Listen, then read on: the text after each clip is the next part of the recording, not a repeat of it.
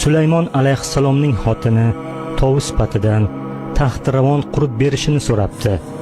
Malikaning iltimosini rad qila olmagan Sulaymon payg'ambar barcha qushlarni bir yerga to'plab bu haqida maslahat qilmoqchi bo'libdi.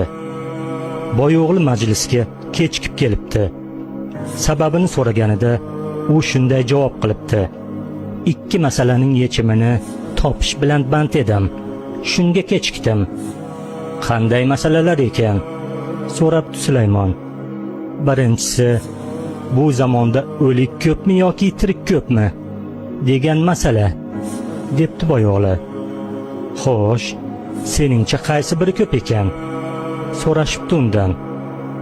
O'lik ko'p. Chunki tongda ibodatga turmay, g'aflat uyqusida yotganlar ham o'liklar qatoriga kiradi, debdi boyo'g'li. Xo'sh, ikkinchi masala nima ekan? Ikkinchi masala dunyoda xotin ko'pmi yoki erkak ko'pmi degan masala edi, debdi boyo'g'li. Xo'sh, qaysi biri ko'p ekan? So'rashibdi undan. Xotin ko'p.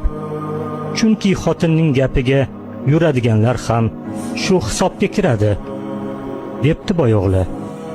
Bu gapni eshitgan payg'ambar hech narsa demay majlisni tarqatib yuboribdi.